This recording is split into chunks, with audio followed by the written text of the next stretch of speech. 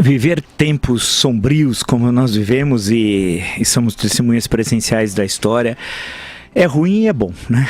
É ruim porque nós gostaríamos que o Brasil estivesse funcionando plenamente, as instituições democráticas, tal, a economia estivesse bombando, tal. É bom porque nós temos a possibilidade de refletir sobre o que está ocorrendo e participar da mudança, né? E finalmente fazer aquilo que o Deodoro não conseguiu fazer, apesar de tentar, lá 15 de novembro de 1889, que era proclamar a República, tendo em vista que ele somente anunciou um novo regime e tal. E o que nós estamos assistindo agora é isso. Há muita turbulência no país, como raramente nós vimos nos últimos 50 anos. E a turbulência tudo indica que não deve terminar. Para alguns, muito otimistas, imaginava que o impeachment encerraria a crise política. O impeachment era parte da crise política, não ia encerrar, ia continuar, porque a necessidade de fazer uma reforma dos costumes republicanos é uma exigência hoje da sociedade. A grande questão é como fazê-lo. É se as instituições criadas pela Constituição de 1988 dão condições para essa reforma.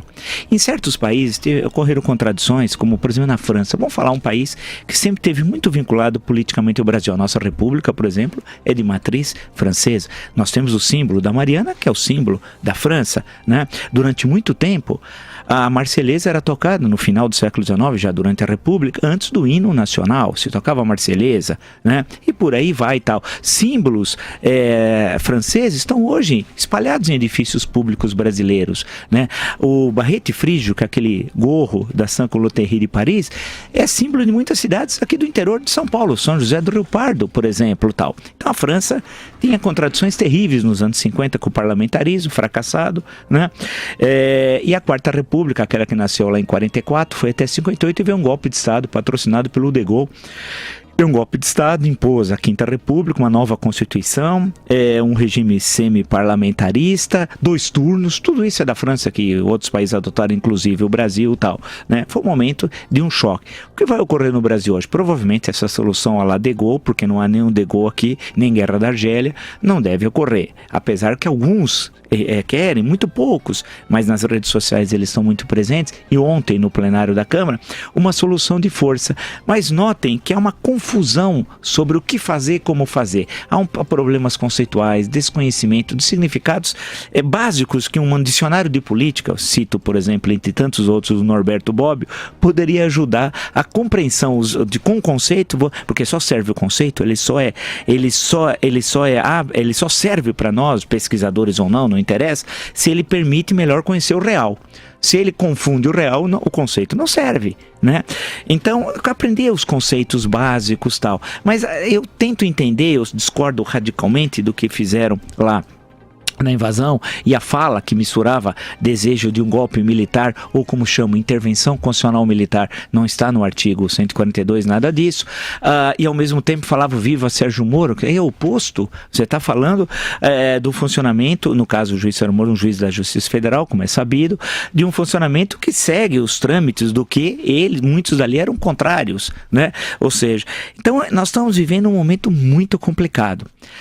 A tensão política vai se aprofundar. Teremos o final de ano, e vivo repetindo isso, mais tenso dos últimos 50 anos. Tentativa de solução em Brasília, na base de empurrar sujeira para baixo do tapete, não vai dar certo. A Praça dos Três Poderes não percebeu que o Brasil mudou. A tensão vai continuar. A crise só vai terminar, a crise política, quando medidas saneadoras forem efetivamente aprovadas e quando certos símbolos da corrupção brasileira forem presos. O Cabral é um deles. Garotinho era uma coisa menor hoje, as pessoas nem lembram do Garotinho. Ele estava fazendo comprando votos em Campos tal. A Cabral, um corrupto de marca maior, eu citei tantas vezes aqui, e cobrava a prisão dele e tal. Mas o símbolo maior é o Lula, não tem jeito. Porque não é possível ter, por exemplo, o Eduardo Cunha, que foi preso, ele recebeu dinheiro de Benin, de uma venda da Petrobras para Benin, e você fala, mas o que tem a ver isso tal? Tem a ver com a Petrobras. Por sinal, até hoje, Gabrielli, onde está José Sérgio Gabrielli? A maior parte do tempo foi presidente da Petrobras durante o Petrolão. Mas você puxa, vai dar no Lula. Enquanto o Lula estiver leve, livre e solto, ou invertendo também, né? Como diria as frenéticas, né? Não vai parar. Só vai parar isso quando um conjunto de medidas forem adotadas. Mas há um símbolo, porque tudo na política é símbolo. A Revolução Francesa começa formalmente a 14 de julho de 1789, mas o chamado, entre aspas, Grande Medo, como é chamado na historiografia francesa, tem o clássico do Lefebvre sobre isso, começa um pouco antes.